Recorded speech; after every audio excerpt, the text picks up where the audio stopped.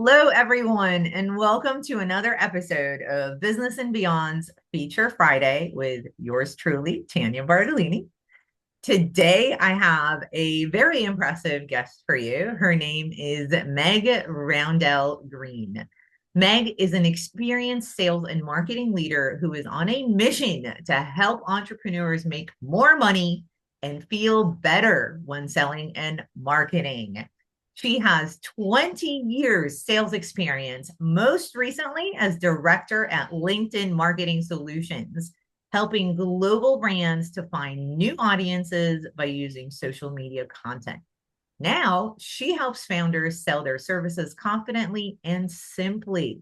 Meg's clients learn their unique sales blueprint that feels aligned to their time and their values. This will definitely increase revenue sustainably without feeling overwhelming because it's aligned, right? So her selling and coaching philosophy is based on building connection, adding value, and being authentic in your business. Welcome, Meg. It's nice to Thank have you. you. Thank you so much. It's so nice to be here, Tanya.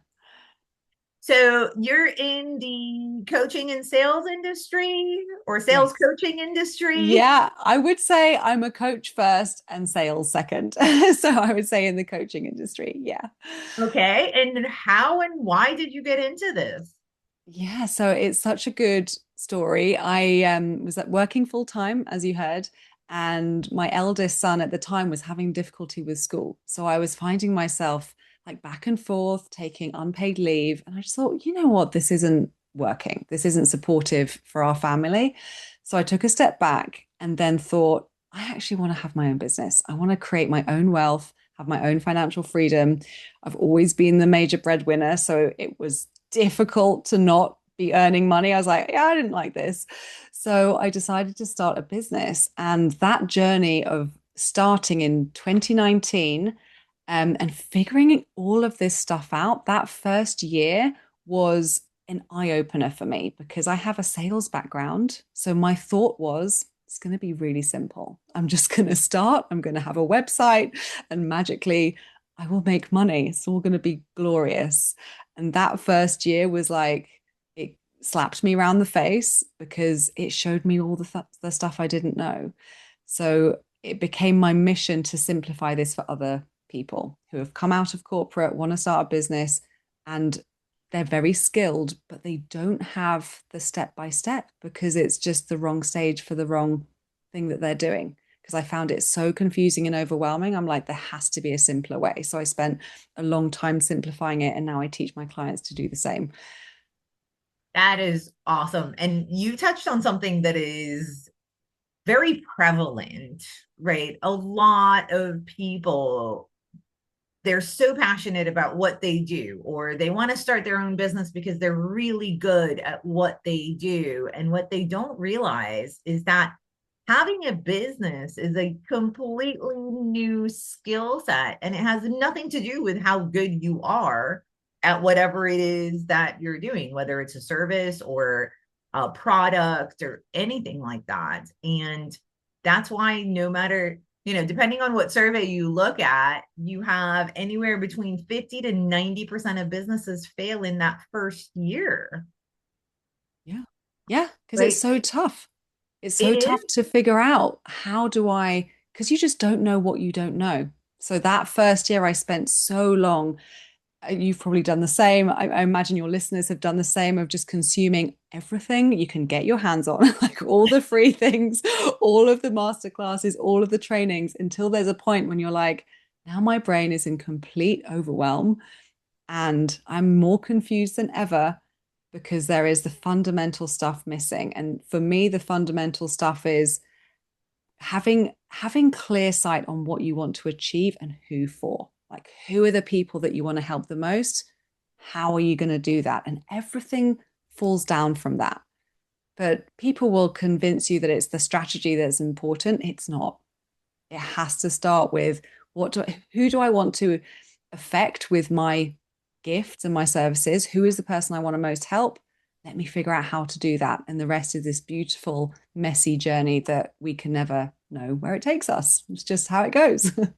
That's and that is great that you say that because I am big on planning, right? Especially when you have a business. I am very big on having a business plan and having goals so that you know where you're going, right? Without a goal, how are you ever going to achieve anything? And so I love that you said the first thing is not the strategy, it's who are you going to serve and how are you going to serve them? And I find, and I don't know if you have, a lot of people are like, well, I can service anybody, right? It's just this big, huge net of, yeah, whoever wants my services. How does that work out? Yeah, and it sounds lovely and great until you realize, oh, this isn't helping me target my own mind as a business owner. So it's like the way that I run my business, the way I help my clients run their businesses is simplify everything down so that you can never sit down at your desk on a Thursday morning and be like, what am I doing? Like you just don't want to be that. You want to know why the results are happening and you want to know how they're happening, what actions created those results. When we do too much or we try and serve too many people or we're too vague in our offering, we can't have that clarity. We can't have that clarity of, oh, I know exactly what I'm doing. On a Thursday, I'm either going to be doing this, this, or this. And it takes time to get there because it feels like a muddle, but you're so right. Having a goal and then figuring out, okay, what are the most likely steps towards that goal? Let me go and be prepared to mess it up on the way. That's another thing. Everybody, did you hear that? Let me go and mess it up on the way, right? There's no such thing as perfect.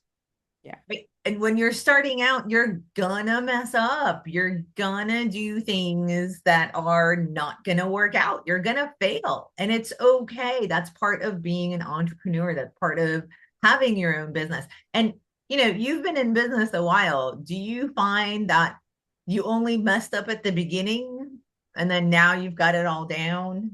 Oh no, like I think what's interesting is the it's like the quality of the mess ups just improves. So it's like in the beginning, you're messing up on just the most basic things and it feels dreadful and it feels personal and everything's hard. And just as you grow, you just mess up bigger, but you create better outcomes from it. So you'll always be messing up if you're always growing. So look at it this way. If you stop growing, you will stop failing. So do you want to stop failing? And I'm always like, no, I'm always going to keep growing. I'm always going to keep pushing, which requires the messy failure as I grow a skill. So you're always going to be doing it. So you better just make friends with it. It's the best way. Just like make friends, be really happy to fail. And this is, I think, really important because we don't want to fail and mess up for nothing. We want each failure to be a nugget of wisdom that we take and then say, oh, I know why that happened. Let me see what this produces instead. Let me take that learning and apply something different. Don't want to be failing at the same thing over and over. Be failing at different things at different stages. And that's a great advice. When you fail, learn from it, reflect on it, figure out what happened. You might not know exactly why you failed, but you know the steps that you've taken. You revise one or two of them and kind of work through that to see, okay, if I do it this way, is it going to fail again or is it going to work this time? And if that fails, then you tweak it a little bit more and you see until you find something that works. And I love that you help people feel aligned, right? Because I want to talk a little bit about the alignment part and how that worked for you when you were starting out and how it's still working for you now that you are successful and continuing to grow. Because I see a lot of people doing things just because they find it on the internet or some person who is successful said that's how they did it. And so they just try to emulate what someone else has done, um, what's the importance of being aligned as Oh, far as such a good question. Yes, um I think the best way of thinking about this is looking at your values in yourself, your personal values, and also your business values, and thinking what's most important to me in business. It could be the same as your personal values, or it could be slightly different. And then making decisions based on those values. Does this match my value of honesty, for example? Does this match my value of growth? Does this match my value of truth? Like, whatever your values are, that's the quickest way to see if something is or isn't. Another quick way is just to do it and see what happens when you do it. And you'll very quickly get the internal feedback from your body and your brain that will disagree with you. So I think the true skill is just figuring out, does this feel misaligned because it's hard and it's new and it's something I don't know how to do and it's the natural discomfort of growth? Or does it feel misaligned because it's something that's out of line with my value system? And they're two separate things. So it's a tricky one because there is so much happening in business and so much growth that you're always going through that it can come up as deep discomfort that you think is because you're out of alignment, or it could just be deep discomfort because you're trying something new and failing and it sucks. So just knowing the difference is so helpful. The other thing that I will share that's really helped me in my journey has been, especially with selling, you have to be aligned when you're selling. Otherwise, you sell to the wrong people or you just can't do it. And this is what's so important. If you disagree with what you're selling or how you're doing it, it's like an invisible barrier between you and your best client. It will be the reason that it's not connecting to them. So it's just about how much do I believe in my stuff and how much do I know it's going to help them? And let me then just examine any of the other nonsense that my brain's offering me about myself, because that's not part of the equation. If we can be really solid on those two things and sell that way, you'll be able to sell. Because I think that misalignment is not even, it's just a fundamental flaw in business. If you're misaligned, the right people cannot find you. You will find your business full of the wrong fit people because you're borrowing someone else's model, basically, in someone else's way. And it sucks for you as the business owner. That's the most important thing. because if you're not aligned with your clients, it's a constant battle, Yeah. right? You find that you're not motivated to do anything. You don't want to talk to them. You don't want to service them, right? And that, no matter how good you are at acting and Oh, pretending, it's too tiring. Yeah. it is very tiring and it creates so much overwhelm. And worse, it creates burnout, right? And Yeah. everything just comes and crumbles down. So, when you were saying the first year you had a lot of obstacles and it like hit you going, oh, I don't know this stuff. And you did a lot of research and you consumed a lot of information, and a lot of business owners do this, but a lot of them fail even by doing this. You did not. So, what is it that might differentiate you than someone who has done it but failed? I think stubbornness. I think it's stubbornness, actually, genuinely. And oh, I'm not quitting on this. It would have been so easy. I remember 3 or 4 times in that first year, I was like, I don't need to do this. There's no need. This is not urgent. But I wanted to so much. I really wanted to. It would have been so easy to stop. But I think that really taps into, if you desire it and if you know that failure is part of the process and you know you're not going to quit on yourself, those are the ingredients of amazing entrepreneurs. That's it. There's nothing else required. If you don't have the desire, you will not be willing to go through the hardships. It will just be too much and you'll quit. If you have the desire and the willingness and you know that it's achievable for you and you just need to figure it out, then you will. But and it's funny because you did say probably with me, and when I first opened up my first law firm, I would cry almost every day because it was so hard. And, you're working all the time and you're trying to figure things out and you're still doing the actual work that needs to be done while trying to learn new skills, learn how to run a business, learn how to be the CEO, CFO, COO, and the receptionist and the administrator and the worker bee, right? And it is a lot. And most people don't realize it when they get into it.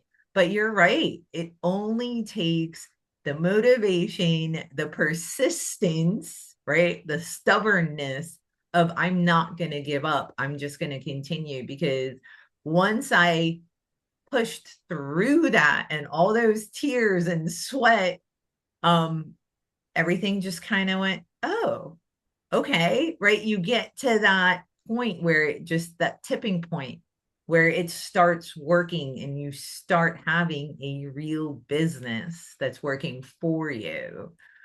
Yeah. Yeah. And it's just, I think it's so true. It's just the acknowledgement that it's normal. I don't think enough people have the frame of reference that this is normal. This is what it looks like. I certainly didn't. I was like, this is terrible. I'm a big fat failure all day, every day. I felt so bad that I didn't have the information that I thought I should have. But why do we think we should have it? I don't know. We shouldn't. This is normal. Like, I think it's so funny because, it goes back. I like using the bicycle, right? Because nobody knows how to ride a bicycle right off the bat. I don't know anyone who got on a bicycle and just went and didn't fall and just started racing, right? So it takes some failures, to learn a new skill. It takes some time. You're gonna fall, you're gonna scrape your knees, you're gonna scrape your elbow, maybe even get a head injury. Right? But as long as you continue to do it and you continue to try and learn, you will eventually get through it. And then you start riding your bike everywhere, right? Yeah. And it's the same with business. But you're right. Most people think, oh, anybody can run a business. How hard can it be? And that's really not the way it works because you have financials, you have advertising, you have CRMs and tracking and metrics and measurements with everything that you're doing. And if you don't know what you're doing, you don't know what you don't know, like you said.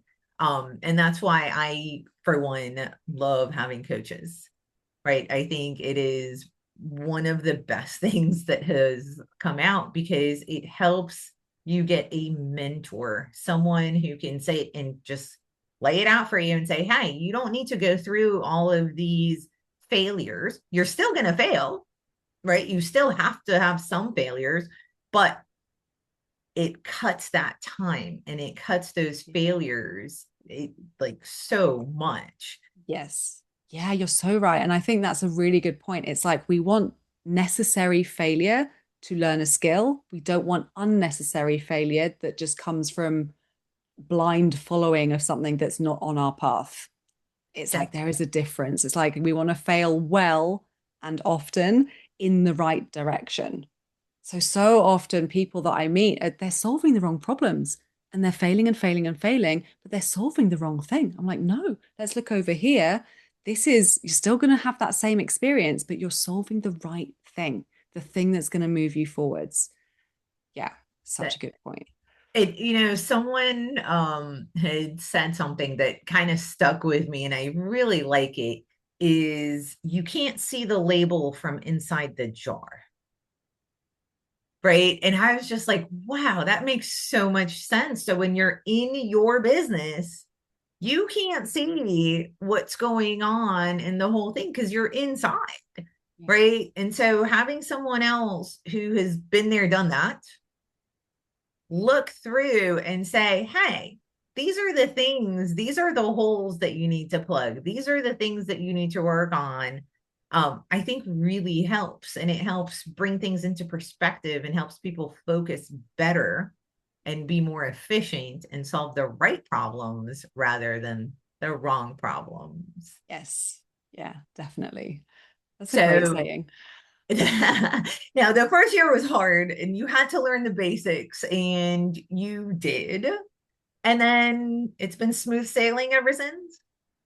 I would say, um, what has been the most interesting thing for me in my journey has been how to keep doing the things that are working and add on to them and also manage personal life, family life, other things. That has been my challenge. So, yeah, it's not that it's been smooth sailing, it's just I know the ingredients now and I can be onto myself when I fall off doing the basics, like following the basic recipe. And I think sometimes we get to this point in business that we get excited because there may be a growth period and then something new, and we just forget the basic recipe. And I think that happened to me maybe 2 years ago. So I've had an incredible like first 4 years, and then the last 2 years, I was like, oh, I just forgot the basic recipe. Let me reestablish the basic recipe and go back to that. And what's been so interesting with my business journey is that, and this is the same for every business, when you grow your skill, you're never starting further behind. You may have like a dud year or a dud quarter or a dud month in terms of revenue and think, oh, got to climb that hill again. No, you're always further ahead. If you can just keep your eye on, oh, what's my basic recipe for success? And let me just remember to keep doing that. And how do I keep doing that whilst also having a life and looking after kids and caring for family members? And that's been my biggest growth area of like emotional capacity, growing my ability to do both well. So it's been super interesting. Yeah, there are so many different ways of being able to do that. And I think, what you're talking about has been phrased as balance. And a lot of people I find think that balance is like 50-50. If I'm not 50% at work and 50% at home, then I'm not balanced. And I don't think that's true at all. Yeah. Because sometimes your family might require more of your time. Like if your son is having issues at school, or if your spouse needs you for any reason, right? Or if there's an emergency. And then sometimes your business requires more of your Yeah. time. Launching a new product, there's, a fire that you have to put out, whatever it is, right? And so one of the things that I have done to help me with that balance is using my calendar, right? I organize everything on my calendar. I don't have to-do lists. I know exactly what I'm doing every single day. I know when I'm going to go grocery shopping. I know when I'm going to do someone's, pleading or whatnot.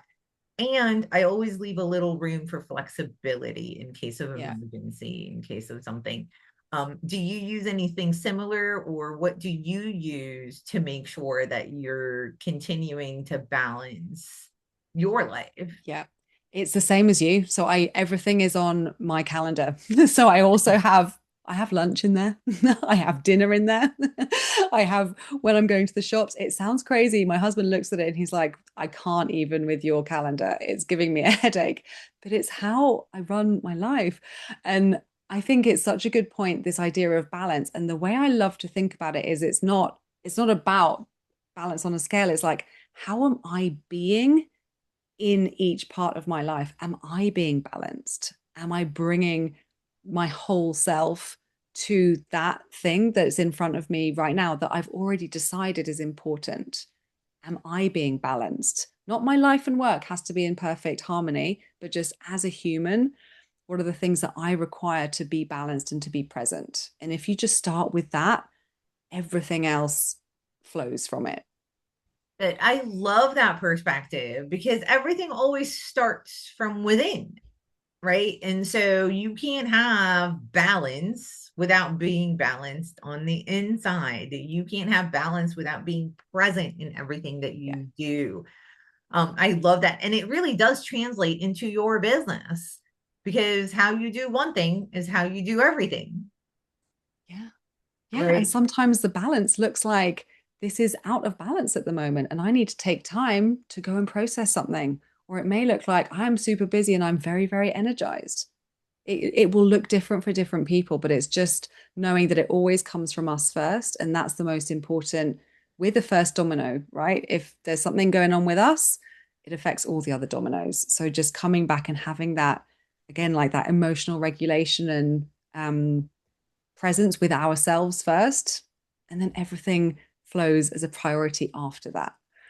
That, and again, that goes back to aligned, right? When you're balanced, you're aligned with yourself, with your higher self, with who you are and your emotions.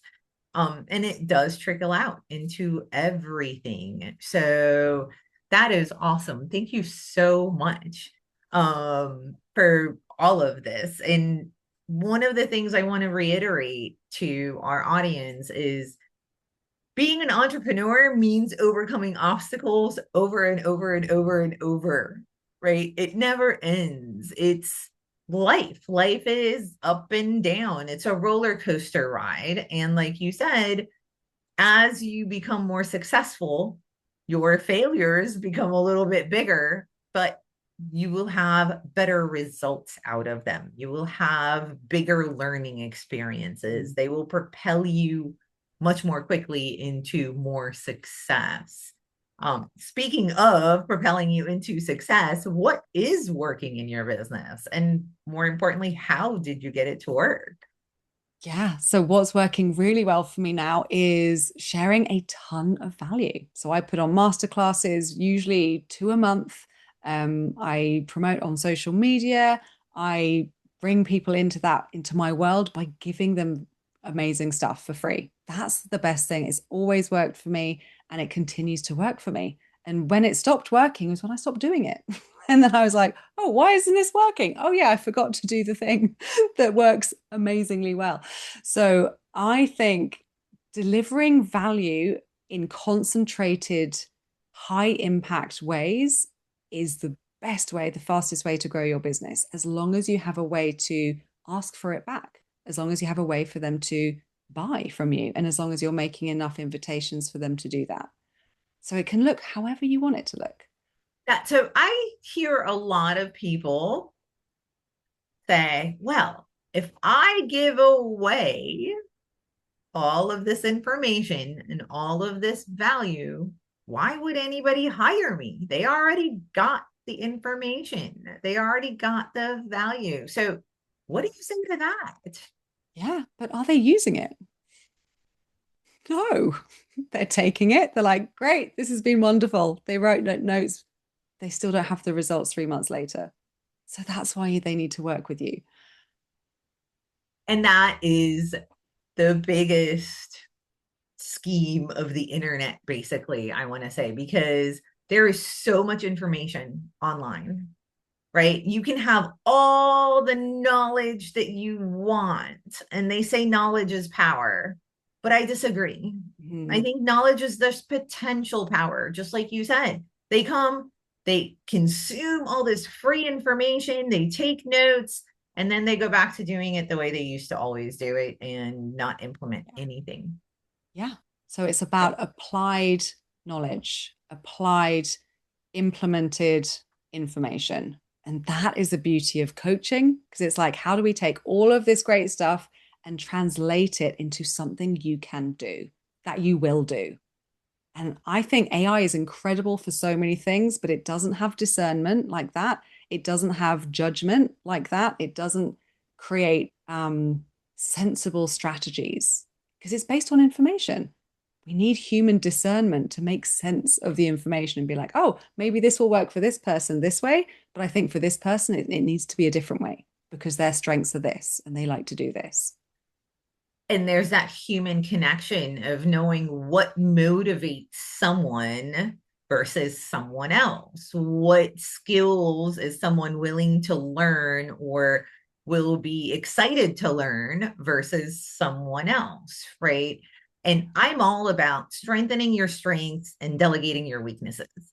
Yeah, I agree. Yeah, why Well, are we working on our weaknesses? We're only ever going to be mediocre at them, ever. Let's not do that. no, and who wants a mediocre anything, right?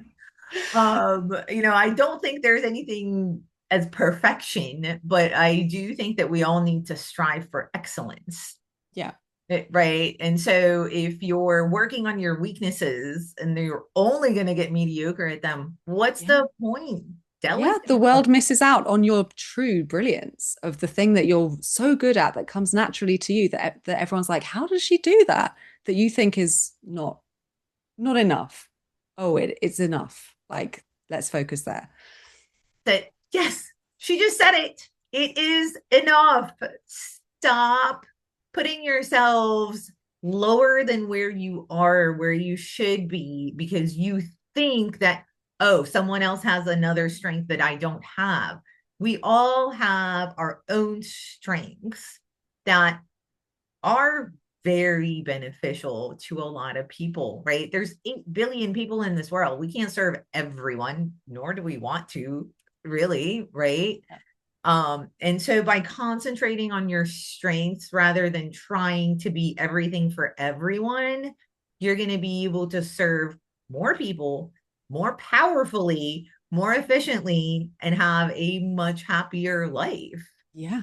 right? Yeah. So thank you for bringing that point. Um, so and that's another thing that I also want to drive home to everybody. The information is available, right? Whether you go on and give it or someone else does, or someone just looks it up on AI. It's not the information that really matters. It's being able to have someone who's going to help you apply it, being able to use it to your benefit. And so don't be afraid to disseminate that information, because from what Meg has been saying, when you offer it, it makes people start to know who you are, right? Yeah. And people only work with those they know, like, and trust. And so when you're giving that information and giving those, webinars and seminars and workshops, people get to know you. They get to see whether or not they align with you. And if they align, they're going to want to work with you. Maybe you're not right then and there. Maybe it's going to take about 3 months when they realize they can't implement it themselves, right? But it's more showcasing your authenticity and how you work rather than the actual information that you're giving. Is Yeah. that fair to say? So yeah, 100%. Someone like if someone comes to my workshop and within 3 minutes they cannot bear my accent, they're never going to work with me. This is That, beautiful. Like we've already decided it's not going to work. Someone comes and they love everything that I do, we'll probably work together. It's not about the content per se. It is about how useful was this for that person. That's it. that's, yes. I always joke because, people pay me for my opinion, but my kids and my husband won't listen to me. So, Yeah, they're not your target audience. right. So it's kind of the same thing. You have to find the people that you align with, that you can, give and receive from, right? Because it is a two-way street. So again, thank you for these business nuggets, because they're really very valuable and people really need to understand and implement them Yeah. in this world. Um, so what else is working in your business, if you don't mind sharing? Um, I think that networking is brilliant. So, and I think it's about, again, the energy with which you do the thing. It's not just about the thing itself. It's not the strategy that's working. It's you in combination with it, your thoughts about it, how you show up. Because I've spoken to people that are like, I've been networking for years. I've never signed one client. And I'm like, then it's you. It's not the networking and it's not the networks. It's you. So it's just, how are you showing up in your business daily? What thoughts are you having? What energy do you have? And are you sharing freely? If you can answer those questions, everything that you try will work if you stick with it long enough. And that is so true. And I think, a lot of times we don't realize that our energy is very readable, right? If we're not feeling it, if we're not 100% committed to our brand, to our service, and we put on a smile and we just try to trek through it, people can feel that. They might Oh yeah. not know exactly what it is, but they get that like, there's something off, Yeah. right? And that alone will just deter people from working with you. If Yeah. they can't trust that you're being authentic and, again, aligned, right? They're not going to work with you because there's something off that Yeah. um so that's a very good point as well. And so, do you want to talk a little bit about sales? Because most people think that sale is a four-letter word. Yes, I would love to. I think selling for me is the doorway to your client getting what they want. When you think of it like that, it's so beautiful. It's like this is their first step on their journey to their desired location. It's not about you. It's not about what you get. It's about what can I give somebody and what's a really fair exchange of value.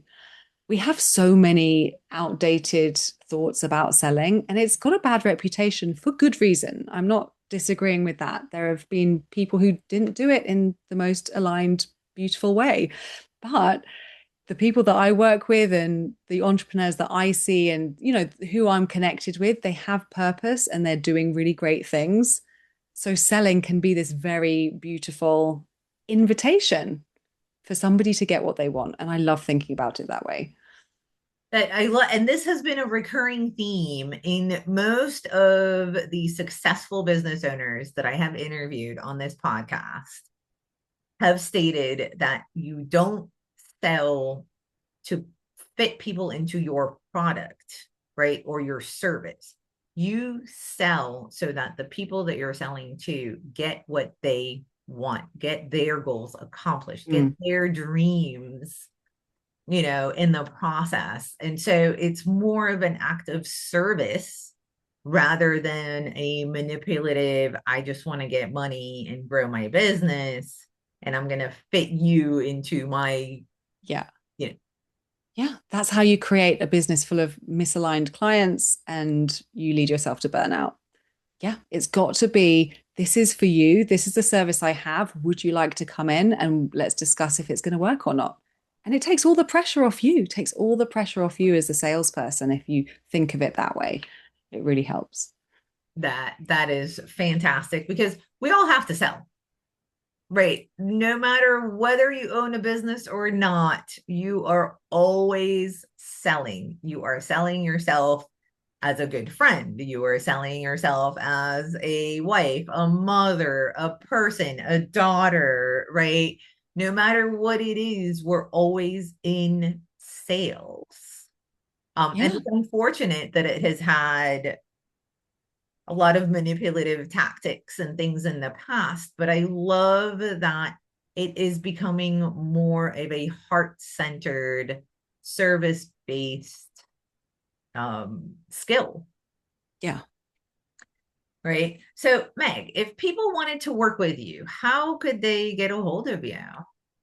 So the best thing is to go to LinkedIn and connect with me on there and send me a message. Okay. And what is your LinkedIn information? It is linkedin.com and then /IN and then /Meg Roundell Greene. Or you can just type in Meg Roundell Greene and I will come up. And you will come up. And if you missed that, as always, it will be on the end of the podcast and in the comments. And Meg, thank you so much for being here today and sharing so much value with our audience and, entrepreneurs. But before I let you go, I have one more question. If you had to give one piece of advice to early business owners, what would that be? Find the thing that you don't know how to do and pay someone some money so you can figure out how to do it faster. and do that as early as you can. I love that because at the end, it will definitely save you a Yeah. lot of time, money, and aggravation. So Yes. it's good for your health. It's very good for your health. Yes. I love that. Thank you so much, Meg, for Thank being here you. today. Thank you so much for having me. It's been such a pleasure. It has. And with all of you, we will see you on the next episode. Have a great day.